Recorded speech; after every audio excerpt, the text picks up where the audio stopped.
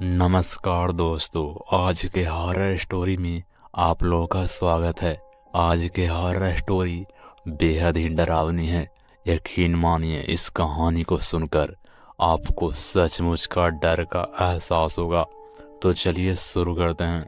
कहानी शुरू करने से पहले आपसे एक छोटी सी रिक्वेस्ट है कि बहुत मेहनत करने के बाद आपके लिए एक कहानी लाता हूँ, तो प्लीज़ चैनल को सब्सक्राइब ज़रूर करें, साथ ही घंटी को दबा दें और हाँ, वीडियो पसंद आए तो लाइक ज़रूर करें।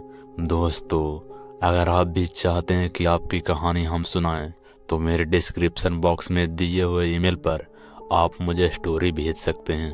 तो दोस्तों, ज़्यादा समय बर्बाद ना करते हुए आपको कहानी की ओर ले चलता हूँ। ये बात उन दिनों की है जब मैं इलाहाबाद में रहता था। पापा का इलाहाबाद में नया नया ट्रांसफ़र हुआ था। हमें सरकारी फ्लैट दिया गया था। हम शायद ठंडियों के समय में शिफ्ट हुए थे। ठंडियों के समय में इलाहाबाद में बहुत ठंड होती थी। अच्छा ये था कि हमें चौथे फ्लोर पर फ्लैट मिला था। इसके ऊपर सीधा छत थी, तो धूप सेकने के लिए हम छत पर जा सकते थे। अभी हमें शिफ्ट हुए ज़्यादा समय नहीं हुआ था, तो आसपास किसी से पहचान नहीं थी। पापा तो ऑफिस चले जाते, फिर घर पर मैं और मेरी मम्मी ही रहते। हम दोनों अक्सर धूप सेकने छत पर चले जाते थे। एक बार की बात है, मैं और मेरी मम्मी धूप सेकने दोपहर को लगभग 3 बजे छत पर पहुंचे। वहां पर हमें आज नॉर्मल से थोड़ा ज़्यादा समय लग गया और अंधेरा होने लगा। हमने इस पर ध्यान नहीं दिया और आपस में ही कुछ बातें कर रहे थे। हमारी बिल्डिंग के सामने वाली बिल्डिंग में जो आंटी रहती थी, उन्होंने हमें छत पर टहलते हुए देख लिया। उन्होंने जल्दी से शायद हमारी बिल्डिंग में हमारे नीचे रहने वाली आंटी को फ़ोन किया। 2 मिनट में ही नीचे वाली आंटी ऊपर आ गई। उन्होंने हमसे कहा कि अंधेरा होने पर छत पर कभी कभी बंदर और लंगूर आ जाते हैं। 1-2 बार उन्होंने बच्चों को भी चोट पहुंचाई है, तो आप लोग नीचे आ जाइए। मम्मी और मैंने ये बात मान ली और हम नीचे आ गए। इसी बहाने से मम्मी की उन आंटियों से बात होने लगी।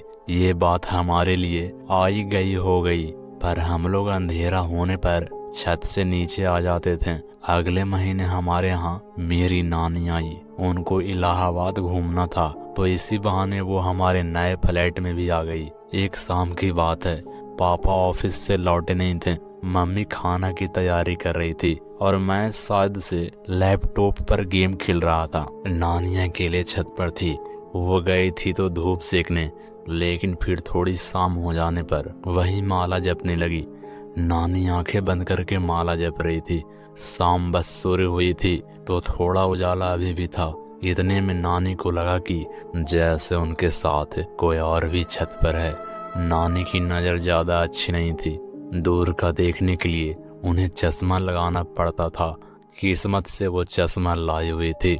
चश्मा लगाकर उन्होंने इधर उधर देखना शुरू किया। उनकी नज़र पानी की टंकी के पीछे गई। कोई टंकी के पीछे से छुपकर उनको देख रहा था।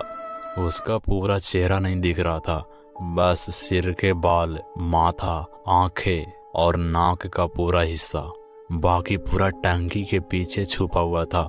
नानी की नज़र इतनी तेज तो नहीं थी, लेकिन उनको ऐसा लग रहा था कि ये जो भी है, उसकी आंखें नॉर्मल से ज़्यादा बड़ी है। नानी उठकर टंकी के पास गई। उनको लगा कि कोई बच्चा है शायद, लेकिन जब उन्होंने टंकी के पीछे देखा तो वहाँ कोई नहीं था। ये अजीब था।